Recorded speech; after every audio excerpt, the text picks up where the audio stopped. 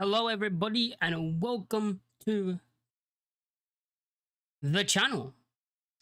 Sorry about this, boys. Welcome. Today is going to be your next day thoughts. So we're here for your next day thoughts. So we just come off the back of a draw against Bournemouth. Sadly, we drew it in the last minute, of course, which is so annoying. I'm trying to get the chat up at the same time I'm doing this. But yeah, conceding that late is so frustrating. Like, it is so frustrating because I think we played very well. But yeah, we'll go into what Fark had to say, and then we'll get into a stat that I saw on Instagram, actually, and we'll talk about that for a little bit.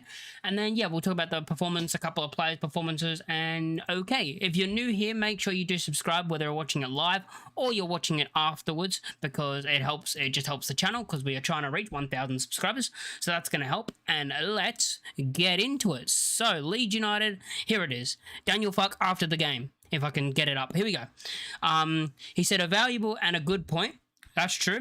If you concede that late, deserving to win, it doesn't feel great, which is true. But from Monday on, we move on to make sure we deliver the performance against another 19 shots.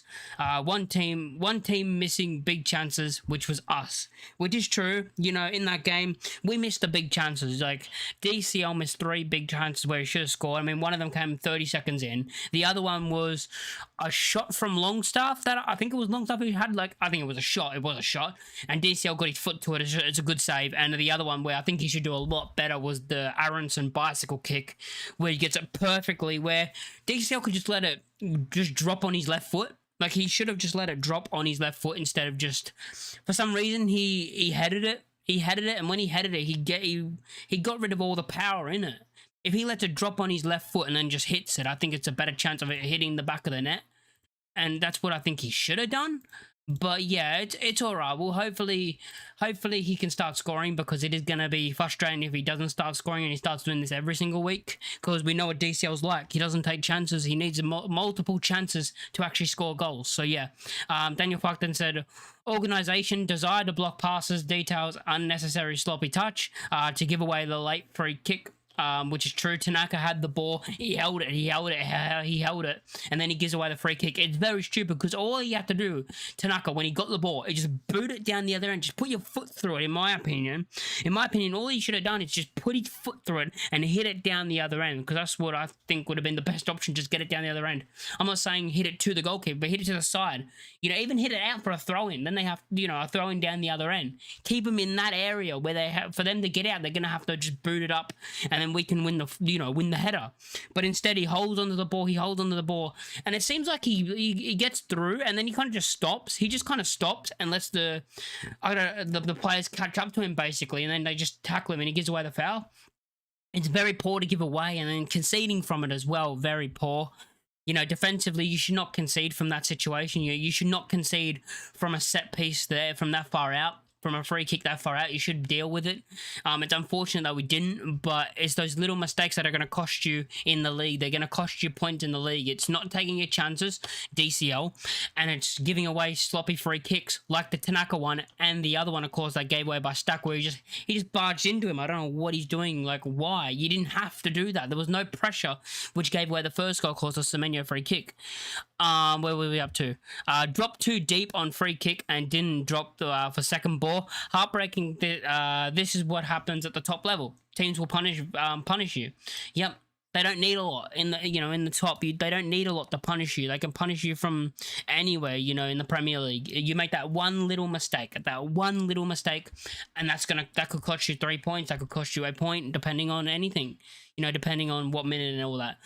Daniel Fark went on to say, not seen any team reduce Bournemouth to so little. Like, we were great against Bournemouth. And Bournemouth are a team who have started the season very well. And away from home, they've started the season 1 win, 1 loss. Of course, that loss was the Liverpool game. But overall in the season, before the Bournemouth Leeds game, besides the Liverpool opening day where they conceded 4, they've only conceded 1 goal since then. And we scored twice. And yeah, Liverpool are the only team that's beaten them this season, I'm pretty sure as well. Yeah, they're the only team that's beaten them, so we almost beat them. They've had a very good start, and I think we played very well. Daniel Fark said, Dominic nearly scored from these situations. Excellent performance, great workload for the team. On a good day, he scores 2 or 3, but this is the fate of the strikers. Sometimes you get an excellent goal last weekend and then miss these opportunities. I mean, that's just DCL. You know, he's similar to Bamford in that way, where he needs more chances to score. He needs multiple chances to actually get the ball in the back of the net, and sometimes he doesn't take those chances. And that's this week again. He didn't take those chances. He didn't score. And then we rue those opportunities that we do miss, and then we concede. Did I read the whole? Yeah, I read the whole thing. He then went on to say, it's not about talking. A leader is what you do on the pitch and your behaviour. It is walking the walk, win a tackle, duel, get the lads going, build confidence, keep the ball in difficult situations. And he's speaking about Sean Longstaff as he leads by example, which in my opinion he does. I love Sean Longstaff. Like, us signing him, I know a lot of people were a bit like when we first signed Sean Longstaff, it was like, Sean Longstaff, it's an alright signing, but people were like acting like he wasn't going to be starting for us. Like, people were talking like he wasn't going to be a starter for us. But I kind of thought, like, when we first signed him, he would be a starter eventually this season because he's that good of a player. I don't think people see how good of a player he is. And again, there's another thing about his name is Sean Longstaff. You know, he doesn't have a Brazilian name or a Spanish name, like a fancy name. It's Sean Longstaff. So that kind of, you know, it's weird that comes into play in football. It's so weird that, like, you have a fancy name which means you're a better player. It makes no sense, because Sean Longstaff is that player that you want in the team. He's been great ever since he's started. And the whole midfield has, you know, Stack, Ampadu, Longstaff, and you can't drop any of them. You can't drop any of the three, because all three of them have been brilliant. In 3 home games, struggling to think of chances for the opponents. We've shown we always have a chance to fight at home for the points.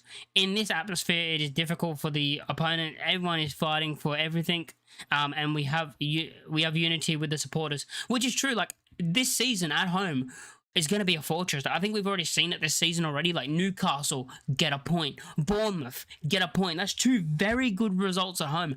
Very good results. The opening day against Everton. We've seen what Everton did after we beat them at Ellen Road on the opening day. This place is going to be a fortress this season, and that's what's going to keep us up in the Premier League. And us getting points week in, week out, and the way we're getting points currently, because I mean, these next 2 against Bournemouth and Spurs, for me, I thought any extra points that we get, so any points we get in these 2 games, was just a bonus, because I did not expect us to get points. You know, even the Newcastle game. So we've had the Newcastle game and the Bournemouth game, which I think is 2 extra points that we did not expect this season. We're in 11th on 8 points. You look at the relegation zone right now, and it's West Ham, Villa, and Wolves. West Ham and Villa are both on 3 points, and Wolves are on 1. So Wolves are 7 points behind us. West Ham, Aston Villa are what are they? 8 times. They're 5 points behind us. Like, we're building this gap away from the relegation zone. I don't think Villa will be there by the end of the season, but we're building this gap away from the relegation zone, which is what we need to do, especially with our fixtures coming up, especially in December and January, that look very, very tough. Like, we've got to remember how tough that those 2 months are going to look this season, where we've got difficult game after difficult game after difficult game in my opinion, November to December.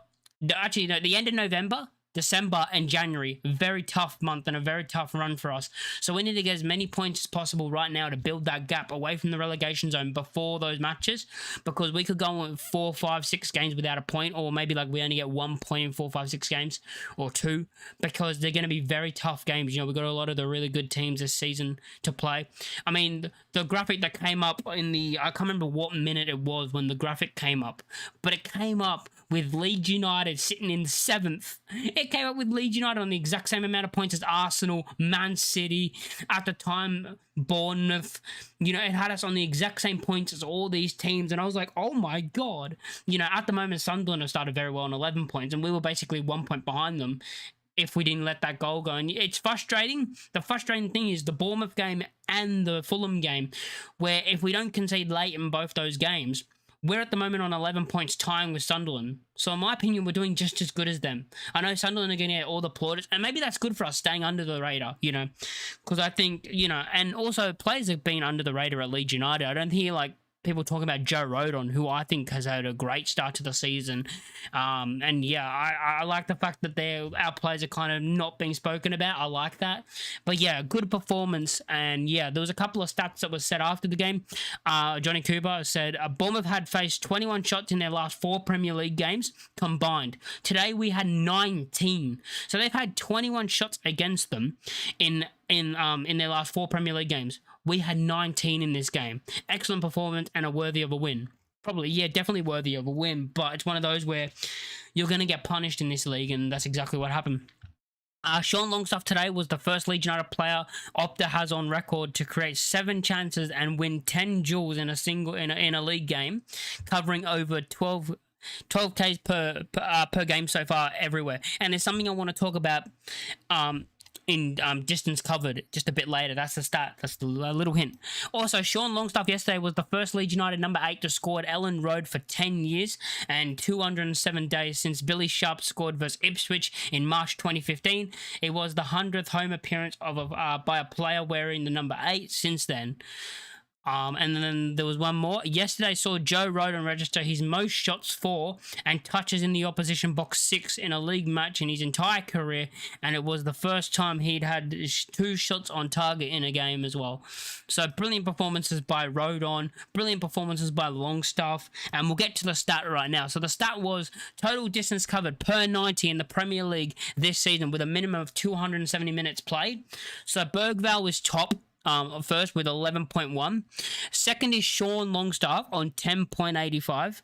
You then got a third place, Brendan Aronson. So that's 2 Leeds United players with 10.77. And you expect Aronson to be here. Maybe you don't expect Longstaff to be here. But yeah, 4th place Bernardo Silva with 10.52, and then you got Anton Stack in number 5 with 10.52 as well, time with Bernardo Silva. So you got 3 Leeds players in the top 5 for total distance covered per 90 in the Premier League this season. That just shows how much we run and how good our team is, and how much work you see us putting in, especially Aronson. Aronson has run his absolute socks off the last couple of games. Like by the time he's about to come off, Aronson, he looks buggered. He looks tired. He looks like he can't run anymore. And then he just finds this burst of pace out of nowhere to like track back and make a tackle when he looks basically half dead on the pitch, like he can't run. But yeah, overall great performance. Yeah, people probably don't expect Longstaff to run as much as he does. Maybe that's like a shock for some people. They don't expect him to run as much as he does. But yeah, he's been brilliant, Longstaff. Like, he's been one of those players that, like, I think he's kind of got under the radar as well. In my opinion, I think he's kind of gone under the radar a little bit as well, Longstaff, and how good he's actually been. But yeah, I'm excited. I'm excited for the rest of the season. I'm excited by the team that's playing. Like, you can't drop any of these players, in my opinion. Like, Kyle Darlow, not his greatest performance, and he is a little bit to blame for the goal. For the first goal, for the free kick, because it's your job to set up the wall. So it's your job to set up Aronson in a way so the ball can't go smashing under the wall. And for him, for it to go past I don't even know what the word is. What do they call it? But Aronson, he should have told Aronson to move over a bit, because there was that space still in the wall. So that's why they actually scored from that situation, which was so frustrating. That's the first goal we concede. Like, you can see that's so frustrating. You don't like that to happen, especially for how good we actually were playing. Like, we were playing so well, and then you have those situations where you give away a stupid free kick. Like, the free kick Stack gave away was stupid. He didn't have to do that. He just bumps in. You don't have to do that. And then after that, you have Kyle Darlow, who should be setting Aronson so he's in the wall. And then they just shoot it under the wall somehow. That's the first. I've never seen someone be under the wall, but the free kick taker still can smash it under the wall and put it in the back of the net. But yeah, as I said, his goals prevented was 0.69, minus 0.69. But overall, I thought his performance was good. I don't think he should have saved the free kick when the shot was actually at him, because I think it was it's a brilliant free kick. Like, too much power. Like, I don't expect him to save that. And then you got the second goal. I don't blame him for that either. That's more of the defensiveness and the defense in the situation of the ball coming over the top. You got to win the header. Like, I don't blame him for the second goal. It's gutting, but yeah. And then you go into, like, Sean Longstaff, as we spoke about, has been, like, he was brilliant. He's my man of the match. Absolutely fantastic performance. 90 minutes played, 1 goal scored with an XG of 0.10. He got 1 assist, so a G and an A. Expected assist was 0.25. He had 70 touches. He had an 88% pass accuracy with 36 out of 41 passes, 7 key passes. He had 9 crosses, which 7 of them were accurate. And whoever this set piece coach is, thank you, because Sean Longstaff's a fucking brilliant corner taker. He's had 6 long balls with 4 of them being accurate, 2 big chances created, 1 shot on target, 1 shot off target. He won 8 out of his 11 ground duels, which is very good. He won 2 out of his 2 aerial duels, so won every single aerial duel. He lost the ball 8 times. He was fouled twice. He had 3 clearances, 1 block shot, 1 interception, 6 total tackles, and he was dribbled past only 3 times. I thought, what a performance. Like, you read that and you even go, yeah, he was brilliant. You know, other performances that I want to look at, Ethan Ampadu thought was good. I thought he had a good performance playing the full 90 with 66 touches and 87% pass accuracy with 48 out of 55 accurate passes. He had 5 accurate long balls out of the 6 that he attempted. He had 1 dribble attempt, which was successful. He won 2 out of his 4 ground duels. He won 1 out of his 3 aerial duels. He lost possession 11 times, gave away 3 fouls. He was fouled once, 1 clearance, 2 interceptions, 1 total tackle. But he's just like, for some, like, he's that player. I don't know if everyone else sees this with Ethan Ampadu, but for me, when I see him as this player, every time someone gets near him, I just think he's going to win the ball. He's going to win the tackle. He's going to win the ball back every single time, because I feel like he's always perfect in the tackle and he always wins the ball back. He like doesn't get beat a lot. And I think he's brilliant in that role that we have him in the DM position. And I just like the fact that we play with a number 6 and 2/8. And Ethan Ampadu is the perfect number 6, the perfect captain. You know, it's nice to see the captain, you know, like, I love seeing Ethan Ampadu being great captain, great player. And I want that to continue. And like, a lot of people were worried about the Premier League step up. Can he make the step up? Well, he's been absolutely brilliant, and he's proved that he is a Premier League player. I think now we can all say he's definitely a Premier League player. If you didn't think so after the first couple of performances he had, you've got to say it now. He's 100% a Premier League footballer, and he's been absolutely brilliant for us. You know, Stack here only got on SofaScore, sorry, he got a 5.9 rating, which I guess is because he gave away the foul. So I don't think he played that bad, to be honest. He had 40 touches, 76% pass accuracy with 25 out of 33. He had 1 key pass. He had, 1 dribble attempt was successful out of the 2 he took. He won 3 out of his 6 ground duels. Won 0 out of his 1 aerial duel. So he only won 1 aerial duel. Gave away the ball 10 times. Gave away 1 foul. 2 total tackles. But yeah, his mistake was the whole like the giving away that free kick that, you know, cost us, you know, the first goal of the game. But I mean, before that, we should have been 2 or 3 up. We could have scored like 4 or 5 goals in this game. DCL could have had a hat trick. You know, we could have had 3, 4, 5 goals in this game. You know, you look at DCL's performance, and I thought in the air, very good. Holding up the ball, very good. He did all that well. But the fact that he missed 3 big chances, 3 massive chances, and I feel like you got to take at least one of them. It's just frustrating, and it's so annoying. And I feel like the fan base used to criticize Bamford all the time for missing chances, even when he played well. And I used to say, there was some performance where I'm like, I thought Bamford played good, but he has to be scoring that. But now people are allowed to say you can have a good performance even though you miss multiple chances. I don't know if it's the whole, he's a shiny new toy, so people are going to be more nice about it. But where's the same criticism? I want consistency. Look, I've always said you can have you can be bad as a striker in front of goal in a game, but still have a good performance. But I see people that have, you know, been the opposite in the way, you know what I mean? But it's the new signing, so people are trying to be more nice, I think. I have no idea. But it just feels like, because I think you can have a good performance as a striker, even if you miss massive chances. But a lot of the fan base didn't when Bamford used to do that. But it's funny how it switches up when it's someone else. But yeah, he had 89 minutes. His XG was 0.7. I think that should be higher, to be honest. I mean, the one that annoys me the most is probably the Aronson bicycle kick assist to him, because he could just let it drop on his left foot. The first one in the opening 30 seconds, I think he couldn't do much more with that. I think he kind of got it. He couldn't hit it more in the corner, I don't think. Like, maybe he could have, but it was a very difficult finish. I thought he did the best he could have done with it. And then what was the other one? Oh yeah, the Longstaff shot that like dropped in front of his foot and he just put his toe on it. Like that one for me is just unfortunate. It's a good save. But yeah, I think he should do better. It's that one that Aronson put that in because he has all the time in the world and it's just a soft header to the keeper. He could have just let it drop onto his right foot and volleyed it. Like, if he volleyed it right and missed the goal, I would have been more happy with that because it would have been more of a chance than him taking such a soft header to the keeper. But he had 3 shots on target throughout the game. He had 1 dribble attempt successful out of the 2 he took. He had 38 touches with a 60% pass accuracy with 12 out of 20 passes. He had 1 key pass, 1 long ball which wasn't accurate. He won 2 out of his 9 ground duels.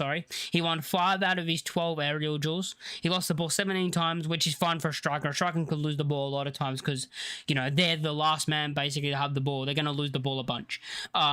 Gave away 2 fouls. Made 1 tackle. He got dribbled past once, and yeah, it's frustrating because his performance was good. Like if he scored just one of those goals, I would have been like, that's an amazing performance. But I don't think you can say it's an amazing... You can say it's a good performance, but I don't think you can say it's an amazing performance when you've missed 3 massive chances.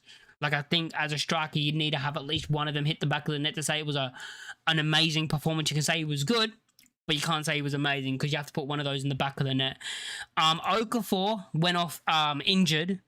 Well, this is what it says here, but there was nothing Fark said about it. So hopefully that means he's all good. We're hoping. Because I thought it might have said something about about Okafor when he went off, but apparently not. So hopefully that means he's all good and there's nothing wrong with him. There was 67 minutes played with Okafor. He had let's see here. He had 2 shots that were blocked.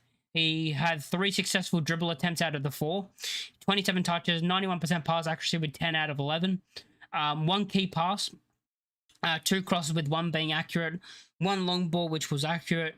He won 5 out of his 8 ground duels. He had 1 aerial duel, which he lost. He lost the ball 7 times, gave away 1 foul, made 2 total tackles. And I thought performance-wise, Okafor was missing at the start of the game. I feel like the first 20 was a bit but then I thought he grew into the game, Maybe he should have stayed on a bit longer. In my opinion, because I thought he started getting into the game and that's when Fark brought him off, and I think we kind of did that last week, but I understand why Fark did that. I'm fine with Harrison coming on. And I thought when Harrison did come on, he had that good shot that was it was a good save. He had that other shot that was off target, but he had to go. He got himself in good positions and gave himself some chances. There was a time where he got megged.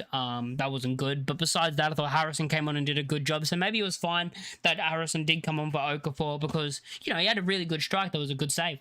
And yeah, maybe it was fine with the sub. And the last player I want to talk about is Brendan Aronson, because I thought he was absolutely brilliant and one of his better performances in the Leeds shirt. Like maybe top 2, top 3, because I know his best performance. I mean, his best performance for a lot of people, including me, is that Chelsea game where we won 3-0. But this has got to be like top 2, maybe definitely top 3 in my opinion performances. Like he doesn't need a goal to have a great performance. I thought he was really good today. 87 minutes played. He had an XG of 0.47, an XA of 0.02, which should be higher than 0.02, as I said, because he did the bicycle kick that led to the DCL chance. That should be higher than 0.02. He had 1 shot on target, 1 shot off target, 3 shots of his were blocked, 2 dribble attempts where none of them were successful, but that's fine. 43 touches, a 76% pass accuracy with 13 out of 17, 1 key pass, 1 cross which wasn't accurate, big chance created. He created 1 big chance, which was the DCL chance. He won 6 out of his 13 ground duels, won 2 out of his 3 aerial duels. He won 2 out of 3 aerial duels. Go, Brendan, in the air. He lost the ball 11 times. He gave away 1 foul. He was fouled 4 times. 2 interceptions, 2 total tackles. He got dribbled past only twice, and I thought performance-wise brilliant defensively. In attack, people say he can't create, but I thought he created a couple of times. He's not the best creator, but I do feel like, I don't know if people see this, I think over the course of the last couple of games that we have started, Aronson and Bogle, I think their connection is starting to get a bit better, and hopefully that can build and build and build, because even if DJ is fully fit, I don't think he gets ahead of Aronson, because I think performance-wise, Aronson doesn't deserve to be dropped for Dan James. Dan James is going to have to fight his way back into the team by coming off the bench and performing when he does. Because I think Aronson's been that good that he's deserved to keep his spot. And I think him and Bogle, they haven't really, you know, the first game they played together wasn't great. You know, that you could see the connection wasn't there. The game against Wolves, it was a bit better. It looked a bit better. There were sometimes where they were combining a bit together, but I thought this game they were even. Then they improved a bit more. So hopefully they can improve and build that connection together. You know, fullback and winger, because I think that could work. Because I think Aronson's a very underrated player. I don't think his passing's that bad as some people say. And yeah, I'm happy with the overall performance. I mean, there's nothing more you can say really about that performance. Like, there's nothing bad you can say really. And it's just it is heartbreaking the way we conceded at the end. Like, it's one of those where you're like, it's a free kick from that far out. You're like, it's not going to be a goal, right? You know, the ball's going to come in, and if they header it, it'll be fine. You'll win the second ball, or you'll win the first ball and just header it out of there. But, you know, they won the first, and then they scored, and it's just, it's so frustrating that it was preventable. You know, it's very preventable. Both goals were so preventable. That's why it's frustrating, because both of them could easily not been goals. The first one, Stack just doesn't bump into him. It's stupid in that position. If it was further to the side, then maybe I'll be like, okay, I'm fine with that. But in that position, in that much of a dangerous position, to give away a free kick like that is completely stupid. And then Tanaka, the way he gave away the free kick, just put your foot, when he first got the ball, just put your foot through it. Just put your foot through it down the other end, and, you know, just kick it away. But then after that, you know, just the way we got beat and the way the goal happened, just frustrating. But a good point, as I said, at any point in this game and in the game against Spurs, I said would be a bonus, because I didn't expect to get anything from these two games. So we've already got an extra bonus point that I did not expect. You know, and, you know, we got one more game, and then after the Spurs game, we got another international break, which is, I hate international breaks. But good performance overall from the team, and I'm happy with every player that started. You know, even the players that came on, you know, besides Tanaka, and actually we didn't bring anyone on. Harrison was the only one. I thought when Harrison came on, he played all right. Could have had a nice strike, you know, a bit further in the corner, probably might go in, but he had a good strike. He looked dangerous in attack. And I thought, besides him getting nutmegged, he was fine. That was the only thing that was like, oh god, was when he got megged. But overall, fine with the performance. Maybe we could have brought on some other players. Maybe Yakabio. Maybe you bring off DCO and you bring Biol on instead, and then play the three at the back and just not have a striker. You know, and do it like that, and try and play defensively. Or you bring on defensively. Maybe you bring on a Gruev instead of a Tanaka. Maybe, or you bring on a Dan James on the right wing instead of Tanaka. So yeah, there is some frustrations over Farke not deciding to make as many changes, but I'm not blaming the result on Farke, because Farke played it perfectly the entire game. We had it won until the 93rd minute? Yeah, 93rd minute. So I'm not gonna have a go at Farke for that. Because I thought performance-wise we were very good, and we had it. But yeah, I'll take, you know, the next game against Spurs. As I said, these next two games I didn't expect anything. We got 1 point. So the next game I just don't want us to get battered. You know, I just want us to keep up a fight, keep fighting against these teams at home, especially at home, which I think is going to be a massive fortress this season. Hey, if we get a point against Spurs, that's massive. But yeah, and then after that, I think we got Burnley, which is a massive game. So after the international break, first game back's Burnley, which is, yeah, massive, probably must win. And not like, if we don't win, I'm not going to be like, it's over, we're going to get relegated now. But it's one of those where we win and we can build a bit of a gap, you know, on the relegation, even bigger gap on the relegation zone. Sorry, like, we've already built, as I said, a 5-point gap between us and the relegation zone right now, and we can go into the international break with that 5-point gap still. You know, we could go into that with that, because you got Wolves, who have got Brighton next, not going to be an easy game. You got West Ham, who I don't know who they got. You got Burnley have Aston Villa next. So yeah, next game you got Villa who are on 3 points versus Burnley on 4. So one of them's gonna win, or if it's a draw, you know what I mean, they're both gonna be still below us by a bunch of points. You know, you look at the bottom of the league basically, and you're like, okay, we beat Burnley, we can set, like, we've already got what is it, 5 points? Yeah, we got a 5-point gap between the relegation zone right now. We could come back from the international break, beat Burnley, and have like a 9-point gap and maybe an 8-point gap. You know, we could build a 10-point gap away by the 10th game of the season. We could be legit 10 games into the season and we could build a 10-point gap between us and the relegation zone, which is massive, especially, as I said, when we go into the December, January fixtures where we've got a very, very difficult run. Our hardest run of the season against very tough teams, one after the other, especially when we have to play Liverpool twice in the 1 month. I think that's January or might be December. I think it's December or January, one of the two, where we have to play, you know, Liverpool twice, Chelsea in the same month, and you're like, oh god. But yeah, it's one of those things about let's just build the points now, get that gap where when we get into that situation where we've got no difficult games, you know, you're not expecting them. You're not expecting to win those games. You're not expecting to get points against the top teams.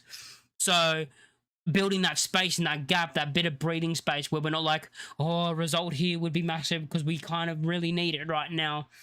You know, like when we went to Anfield last time under Jesse Marsh and we won, you know, that was kind of like a, you know, we needed points. But if we can build this gap on the relegation, we can go into the Liverpool game, we can go into the Man City game as free hits of like, we don't have to like worry about, you know, being in, you know, the gap between us and the relegation zone getting bigger. You know, we wouldn't have to worry about that because we built this gap in front of them going into that run. So hopefully we can do that. Let me know what you think in the comment down below the performance. And yeah, let me know basically your man of the match and all that. Just let me know anything. And yeah, make sure you like, comment, and subscribe. And I'll catch you all in the